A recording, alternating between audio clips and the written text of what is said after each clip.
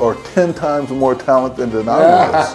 But let me interrupt here. Vincent Herring and I will not be defeated by 18-year-olds that know 10 songs because they don't have their ass figured out. They can't carry their own water.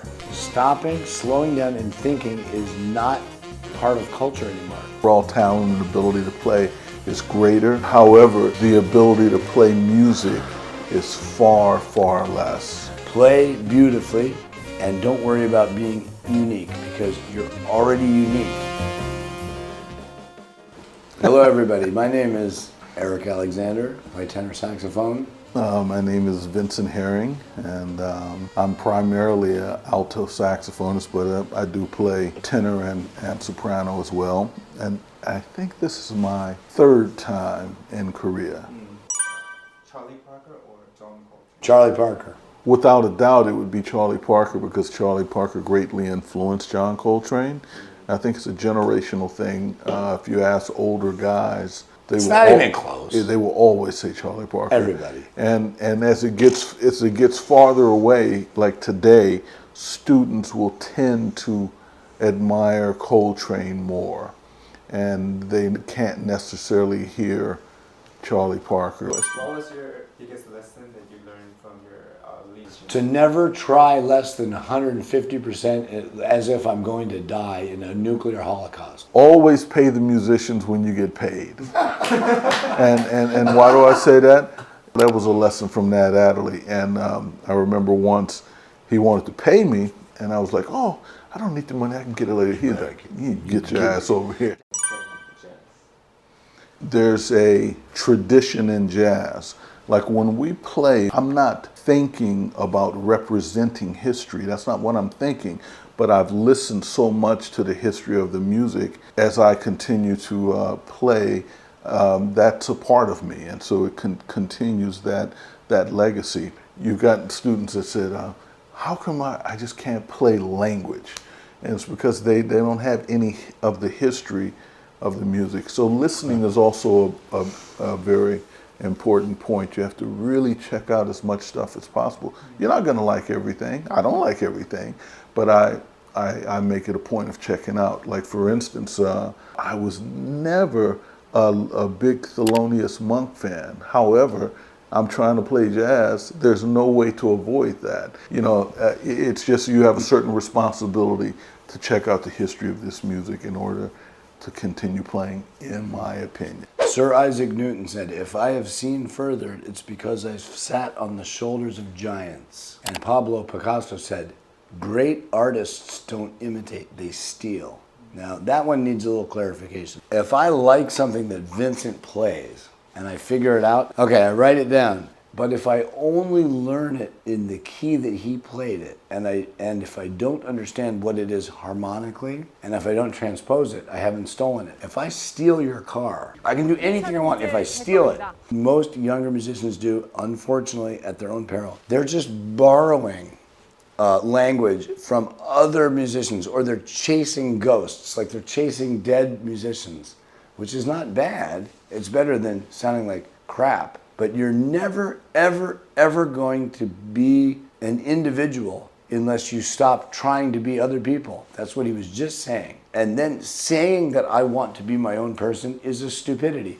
Because if Vincent Herring and I took a class in Korean language, and he says, 감사합니다, say 감사합니다. 감사합니다. Okay, does it sound the same? No. So we're already individual. The only thing people need to do is address music as it should be addressed, which is play beautifully and don't worry about being unique because you're already unique. Nobody that was unique was looking to be unique. John Coltrane didn't sit around all day saying, what can I do to make people think I'm unique? And if you listen to his early recordings, it's Dexter Gordon, Wardell Gray. Right, and Stan Getz too, and Sonny Stitt. There's a mental malfunction, but it's going on in society in general. It's this. I don't want to study my history, but I want to make history. Because nobody's making any history with that attitude. Do you feel jazz scene is getting better? It's getting way worse. When you say is it getting better, it depends on what you mean by better. I can tell you that the pool of talent and their development. On one hand, it's better. Like when I was going to school, out of 1,000 kids, I was super special, pretty good player. And then after me would be maybe 5 really good students. But now, the first 20 are 10 times more talented than I was. But let me interrupt here. The punchline is this. It's like kids with iPhones. They can look up things and they can learn. They can Google stuff and everything's right in front of them. I'd rather be less educated and have more balls, because Vincent Herring and I will not be defeated by 18-year-olds that know 10 songs because they don't have their ass figured out. They can't carry their own water. These kids don't bear burdens. They just spew notes out. They have better technique than I ever had. And you too. Don't these kids? Like little, they're like, but we could never do this because we didn't want to play a note that we didn't believe in. And that's where we defeat them. We never wanted to play a note that we didn't love. Well, the last Monk competition that happened for saxophone, I was one of the preliminary judges. So we get like 400, almost 500 tapes. And you had to go through that shit? You have to whittle those tapes down to 15. And so as we're listening to them and as we get it down to 20, we realized that you could take that 20, throw them out, take the next 20, there's no difference. There's no difference. There's no personality. No difference whatsoever. And just in terms of raw talent and ability to play is greater. However, it is. However, the ability to play music is far, far less. But how about the environment for jazz musicians? It's bad. It's bad? It's terrible. Well, it's different because now the scene is really in school, but this music wasn't born in an academic setting. If you have a child, you're going to want your child to go to school a certain way. So all of these things change the nature of the music, change the characteristic of the music. Is it bad? Is it worse? There's some things that are better about it, but there are a lot of things that are May I contribute to not that, as what he good. said? I want to say something. Every time I go into these classrooms with these students, I say, oh my God, you guys are way technically and intellectually better than I was at your age. These kids are jumping around from Lady Gaga to Louis Armstrong. They don't have any awareness about continuity and actual humanity. But that's the only reason that we defeat them. Stopping, slowing down, and thinking is not part of culture anymore. Everything is bing, bing, bing, ding, ding, ding, ding, ding. So nobody has a frickin' brain. I tell my students, if you can learn one song a week, but know it. To know a song means you can go to a rhythm section and tell the bass player where the root movement is. What is the melody note? What is the chord change to the piano player? That means in 1 year you'll know 52 tunes. And that means in 4 years you'll know 208 tunes. But they say, man, but I have a real book. Oh, no, your real book is in your fucking head for jazz music. I never look at sheet music. I've never seen Vincent Herring look at sheet music unless he's forced to. These kids will pull a phone out and read a chart. I want to do all the things you are in the key of G.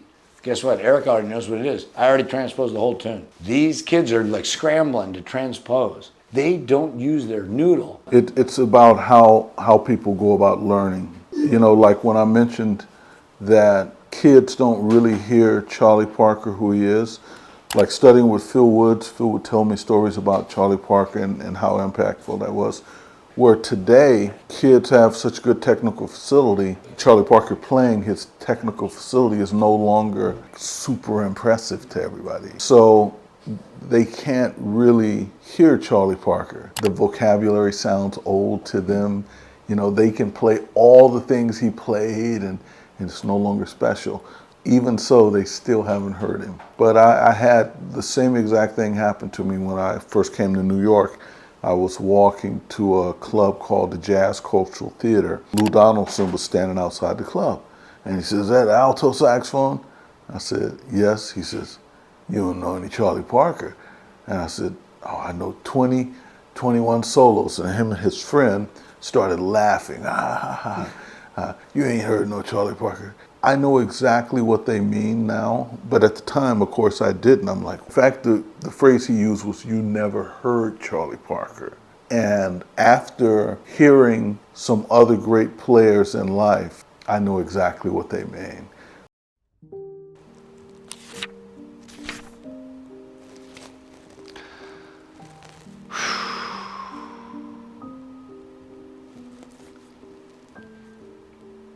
I don't want to be a baby, because Harold Mabern said, dry up those crocodile tears, Big Red.